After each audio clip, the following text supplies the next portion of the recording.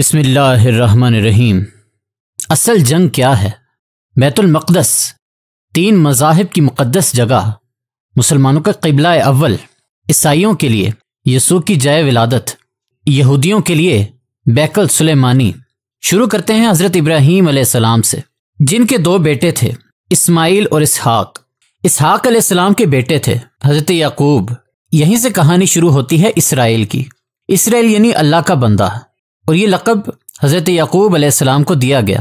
حضرت یوسف علیہ السلام جب کفیل مصر بنے تو آپ کو حکم ہوا کہ اپنے تمام خاندان یعنی آل یعقوب کو مصر بلایا جائے، اور مصر کی سرزمین کا ایک مخصوص حصہ ان کے لیے مخصوص کیا گیا، اور اللہ کی طرف سے کہا گیا کہ اے آل یعقوب، اس سرزمین میں تمہارے لیے برکتیں ہیں۔ حضرت یوسف علیہ السلام 12 بھائی تھے، اس لیے اللہ تعالیٰ نے ان کے لیے 12 چشمے جاری کیے، اور یوں اس سرزمین کا نام حضرت یعقوب علیہ السلام کے لقب سے اسرائیل پڑ گیا، جسے آج یروشلم بھی کہا جاتا ہے۔ آپ کی نسل سے کم و بیش 70,000 انبیاء اکرام آئے۔ حضرت یوسف علیہ السلام کے بھائی یہودا کی نسل آگے بڑھی تو اس میں سے آنے والی تمام بنی اسرائیلی یہودی کہلائے۔ وقت گزرتا گیا اور حضرت موسیٰ علیہ السلام کا دور آیا۔ جب فرعون نے مصر کی زمین آپ پر تنگ کی تو بنو اسرائیل کے ساتھ آپ کو مصر سے نکالنا پڑا۔ اس دوران بنی اسرائیل پر اللہ تعالیٰ کی بہت سی کرم نوازیاں بھی ہوئیں، جس میں من و سلوہ، چشموں کی بہتات، مچھلیوں کے شکار کا ذکر قرآن پاک سے بھی ملتا ہے، اور وہیں ہمیں ایک گائے کا ذکر بھی ملتا ہے جس کے لوتھڑے سے مردے نے اللہ کے حکم سے زندہ ہو کر اپنے قاتل کا بتایا۔ اس گائے کی نشانیاں اللہ تعالیٰ نے قرآن پاک میں بیان فرمائی ہیں، جو کہ ایک سرخ مائل رنگت کی گائے تھی، اور ایسی گائے آج بھی یہودیوں کے نزدیک مقدس مانی جاتی ہے۔ حضرت موسیٰ علیہ السلام کے بعد دیگر نبی آئے۔ اس دوران حضرت موسیٰ علیہ السلام اور ان کے دور کی کچھ باقیات، تورات، من و سلوہ کا کچھ حصہ بنی اسرائیل نے ایک صندوق میں محفوظ کر لیا۔ یہ اللہ کی طرف حضرت آدم کو دیا گیا ایک خاص صندوق تھا، جو نسل در نسل نبیوں کے پاس رہا، جسے قرآن میں تابوت سکینہ کے نام پکارا گیا ہے، اور یہ یہودیوں کو اپنی جان سے زیادہ عزیز ہے۔ حضرت داؤد علیہ السلام نے جب جالوت کو ہرا کر اس سے تابوت سکینہ حاصل کیا تو یوں بنی اسرائیل نے انہیں نبی تسلیم کر لیا، اور حضرت داؤد علیہ السلام اس صندوق کی حفاظت کے لیے ایک ہیکل تعمیر کروانا شروع کیا، جو کہ ان کی زندگی میں مکمل نہ ہو سکا۔ ان کے بیٹے حضرت سلیمان علیہ السلام نے جنوں کی مدد سے اس کو مکمل کروایا، اور اس دوران آپ کی بھی وفات ہو گئی۔ اس وجہ سے اسے ہیکل سلیمانی کہا جاتا ہے۔ بعد ازاں بابل کے بادشاہ بخت نصیر نے اسرائیل پر حملہ کیا اور ہیکل سلیمانی کو بھی گرا دیا، اور تابوت سکینہ بھی اپنے ساتھ لے گیا۔ سیپرس دی گریٹ نے دوبارہ یہ شہر حاصل کیا، یہودیوں کو دوبارہ یہاں آباد کیا، اور تابوت سکینہ کو بھی واپس لایا گیا۔ ہیکل سلیمانی ایک دفعہ پھر تعمیر کیا گیا۔ پھر وقت گزرا اور حضرت عیسیٰ علیہ السلام کی آمد ہوئی، جنہیں نعوذ باللہ یہودیوں نے طرح طرح کے برے القاب دیے۔ یہاں سے یہودیوں میں سے 2 الگ قومیں ہو گئیں، ایک یہودی اور دوسرے عیسائی۔ یہودیوں نے سازش کر کے حضرت عیسیٰ علیہ السلام کو صلیب پر چڑھانا چاہا، اور اللہ تعالیٰ نے انہیں اپنے پاس اٹھا لیا۔ اس کے بعد یہودیوں اور عیسائیوں میں کئی چھوٹی موٹی جنگیں ہوئیں۔ پھر عیسائی رومی بادشاہ ٹائٹس نے اس شدت سے یروشلم پر حملہ کیا کہ اس پورے علاقے کی اینٹ سے اینٹ بجا دی، ہیکل سلیمانی کو گرا دیا، جس کی طرف ایک دیوار اس وقت اپنی اصلی حالت میں موجود ہے، جسے دیوار گریہ کہا جاتا ہے۔ یہاں یہودی جا کر تورات کی تلاوت کرتے ہیں اور گریہ زارہ کرتے ہیں۔ تابوت سکینہ بھی نہ جانے کہاں غائب ہو گیا۔ ٹائٹس کے حملے کے بعد یہودی آخری نبی کے انتظار میں تھے، کیونکہ اللہ پاک کا ان سے وعدہ تھا کہ انہیں پھر عروج بخشا جائے گا۔ اس وعدے کا ذکر سورہ بقرہ میں بھی موجود ہے کہ اے بنی اسرائیل، ان نعمتوں کو یاد کرو جو تم پر کی گئیں، اور اپنا وعدہ پورا کرو، ایمان لاؤ، تاکہ ہم بھی اپنا وعدہ پورا کریں۔ قیامت کی نشانیوں میں سے ایک نشانی یہ بھی ہے کہ یہ ہیکل سلیمانی کی 3 دفعہ تعمیر ہوگی، جو کہ 2 دفعہ ہو چکی ہے۔ یہودی اپنے مسیحا اور آخری نبی کے انتظار میں تھے کہ ٹائٹس کے حملے کے 500 سال بعد نبی آخر الزماں کی ولادت ہوئی۔ یہاں یہودیوں کو یہ جھٹکا لگا کہ سارے نبی حضرت اسحاق کی نسل سے ہیں، تو آخری نبی حضرت سلیمان علیہ السلام کی نسل سے کیوں کر آ گئے اور انہوں نے ایمان لانے سے انکار کر دیا؟ مسلمانوں کے لیے بھی وہ انبیاء کی ہی نشانی تھی، اس لیے ہیکل سلیمانی کو بیت المقدس کا نام دیا گیا۔ اسلام کے آغاز میں یہودیوں کو قائل کروانے کی خاطر ہی بیت المقدس کی جانب منہ کر کے نماز ادا کرنے کا حکم ہوا، کیونکہ یہودی اسی طرف منہ کر کے عبادت کیا کرتے تھے۔ 70 ماہ بعد ہماری عبادت کا رخ بیت المقدس سے بیت اللہ کی جانب موڑ دیا گیا، کیونکہ مسلمانوں کا شروع سے قبلہ اول وہی رہا جسے پہلے حضرت آدم اور پھر حضرت ابراہیم نے تعمیر کیا۔ حضرت عمر رضی اللہ تعالی عنہ کے دور حکومت میں اسرائیل یعنی یروشلم پر عیسائیوں کا قبضہ تھا۔ بیت المقدس کے ہی احاطے میں انہوں نے گرجا گھر تعمیر کیا ہوا تھا اور عین تابوت سکینہ والی جگہ وہ گند پھینکا کرتے تھے یہودیوں کی نفرت میں۔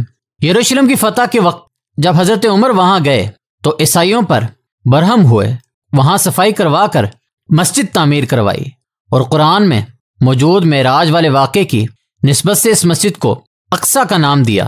یہودیوں کی دیوار گریہ بھی اسی احاطے میں موجود تھی، تو زائرین کی حیثیت سے انہیں بھی وہاں آنے کی اجازت دے دی گئی۔ خلافت عباسیہ تک یروشلم ایک مسلم شہر تھا۔ اس کے بعد عیسائیوں نے دوبارہ یروشلم پر حملہ کر کے اس پر قبضہ کر لیا۔ صلاح الدین ایوبی نے عیسائیوں کے خلاف 50,000 سے زائد جنگیں کر کے بیت المقدس دوبارہ حاصل کیا، اور پھر 700 سال تک یہ خلافت عثمانیہ کے زیر سلطنت رہا۔ یہودیوں کو بھی دیوار گریہ تک اپنے مذہبی اقدامات کی آزادی رہی، اور یہودی آہستہ آہستہ پھر یروشلم پر آباد ہونا شروع ہو گئے۔ اس دوران میں کئی بار انہوں نے خلافت عثمانیہ کے سلطان کو پیسوں کے عوض یروشلم انہیں سونپنے کا لالچ دیا، لیکن ناکام رہے۔ اور پھر دوسری جنگ عظیم میں عیسائی سپاہی ہٹلر نے چن چن کر یہودی مارا، قریباً 60 لاکھ کے قریب یہودیوں کا قتل عام کیا گیا، اور یہ در بدر بھاگنے پر مجبور ہو گئے۔ اس دوران میں انہیں یہ اندازہ ہو چکا تھا کہ انہیں اب خود اپنی پہچان بنانی ہے، اور بائبل میں موجود یہودیوں کے آخری عروج سے قبل والی کئی نشانیاں بھی ظاہر ہو چکی تھیں، اور وہ یہ تسلیم کر چکے تھے کہ ان کا آخری مسیحا اب دجال ہوگا، جس کی بدولت پوری دنیا میں ان کا دوبارہ بول بالا ہوگا۔ انہوں نے برطانیہ سے ساز باز کر کے خود کو الگ ریاست تسلیم کروا لیا۔ یوں اسرائیل باقاعدہ ایک ملک کی صورت میں دنیا کے نقشے پر ابھرا۔ پھر آہستہ آہستہ انہوں نے فلسطین اور دیگر مصری علاقوں پر بھی قبضہ کر لیا۔ عرب ممالک اسرائیل کے خلاف جنگ پر آئے، لیکن اس وقت تک یہ خود کو اتنا مضبوط کر چکے تھے کہ عرب ممالک کو اس ایک چھوٹے سے ملک سے منہ کی کھانی پڑی۔ عیسائیوں نے بھی دیکھ لیا کہ اب ان سے لڑ کر کچھ وصول نہیں ہونا، تو باقاعدہ گرجا گھروں میں پادریوں سے تقریبات منعقد کیں اور یہودیوں کے لیے معافی کا اعلان کیا گیا۔ یوں سیاسی اور اقتصادی مفاد پرستی نے 2000 سالوں سے ایک دوسرے کے ازلی و جانی دشمنوں کو ایک صف پر لا کر کھڑا کیا، اور قرآن کی بات بھی سچ ہو گئی کہ یہود و نصارہ ایک دوسرے کے دوست ہیں۔ یہودیوں کے عقائد کے مطابق وہ ہیکل سلیمانی کی حفاظت نہیں کر پائے، تو خود کو قصوروار کہتے ہیں، خود کو سزا دینے کے لیے زنجیروں اور چمڑے سے پیٹتے ہیں، اور دیوار گریہ کے پاس آہوزاری کرتے ہیں۔ وہ ایمان رکھتے ہیں کہ تیسری بار انہیں پوری دنیا پر حکمرانی حاصل ہوگی، انہیں مسجد اقصیٰ کو گرانا ہوگا، جس کی تیاریاں وہ کر چکے ہیں۔ کب سے مسجد اقصیٰ کے نیچے بارودی سرنگیں بچھا دی گئی ہیں۔ اس کے بعد ہیکل سلیمانی تعمیر کر کے تابوت سکینہ وہاں رکھنا ہے۔ تابوت سکینہ بھی وہاں دوبارہ حاصل کر چکے ہیں، لیکن مسئلہ تھا سرخ گائے، کیونکہ ان کے عقیدے کے مطابق وہ ناپاک ہیں، اور جب تک پاک نہیں ہو جاتے ہیکل سلیمانی تعمیر نہیں کر سکتے، اور پاک ہونے کے لیے سرخ گائے کی قربانی دینا ہوگی، وہ گائے جس کی نشانی قرآن پاک میں بیان کی گئی ہیں، جو اس وقت بھی انہیں ڈھونڈنے میں مشکل ہوئی تھی۔ اب بھی 100 سال تک وہ ایسی گائے کی تلاش کرتے رہے۔ ٹیکنالوجی کا استعمال کرتے ہوئے بچے پیدا کرنے کا تجربہ بھی کیا انہوں نے، پھر اس تجربے کی بدولت ویسی نشانیوں والی گائے پیدا کرنے کی کوشش کی گئی، لیکن ناکام رہے۔ 2019 میں ایک امریکی ریاست سے 5 عدد ویسی گائیں انہیں مل گئیں جن کے جسم پر سرخ رنگ کے علاوہ اور کوئی بال نہیں تھا، انہیں کبھی کام کے لیے استعمال نہیں کیا گیا تھا۔ اگلی نشانی ان پر کسی بیماری کا اثر نہیں ہونا چاہیے۔ پوری دنیا میں کوڑ پھیلا کر مختلف جانوروں کے ساتھ انہیں بھی ٹیسٹ کیا گیا، اور ان پر اس بیماری کا کوئی اثر نہ ہوا۔ Red heifer found, mystery of red heifer, یہ گوگل میں سرچ کر کے آپ اس متعلق تفصیل سے پڑھ سکتے ہیں۔ الارض قرب قیامت اور دجال کے ظہور والی تمام تر تیاریاں وہ مکمل کر چکے ہیں۔ اپنی مرضی کے ڈاکٹر انجینئر پیدا کرنا، 9D ٹیکنالوجی کی مدد سے ایک جگہ ہوتے ہوئے کئی جگہ موجود رہنا، اپنی مرضی کے موسم بنانا، جب چاہو بارش برسا دینا، چند دنوں میں پوری دنیا گھوم لینا، یہ سب دجالی نشانیاں ہیں جو آج کے دور میں کوئی مشکل کام نہیں ہے۔ ہمارے اسلام میں بتائی گئی قیامت کی نشانیوں کی انہوں نے اتنے اچھے سے تیاری کر لی ہے کہ غرقت کے درخت لگا دیے جو انہیں پناہ دیں گے۔ باب لد، جس جگہ احادیث کے مطابق دجال کا حضرت عیسیٰ علیہ السلام کے ہاتھوں قتل ہونے کا ذکر موجود ہے، اس جگہ وہ دجال کے فرار کے لیے ایئرپورٹ بنا چکے ہیں۔ یہ سب تو قرب قیامت کی نشانیاں ہیں، اور ہیکل سلیمانی نے بھی بن کر رہنا ہے۔ پھر اصل جنگ کیا ہے؟ اصل جنگ عقائد کی ہے۔ ہم اپنے عقائد میں اس قدر کمزور ہو چکے ہیں کہ نماز پڑھیں یا نہ پڑھیں ہمیں فرق نہیں پڑتا، اپنے بہن بھائیوں کا حق کھا کر خوشی محسوس کرتے ہیں اور فرقوں کے خرافات میں الجھے ہوئے ہیں۔ فلسطینیوں کے لیے سوائے دعا اور احتجاج کے ہم کیا کر سکتے ہیں؟ کیا ہم اپنے عقائد کے اتنے مضبوط ہیں کہ ڈالر کے بہکاوے میں نہ آئیں؟ کیا ہم یہودیوں کے مقابلے میں نکلنے والے خراسان مجاہدین کی لسٹ میں آتے ہیں، یا بس سوشل میڈیا کے تماشائی ہیں؟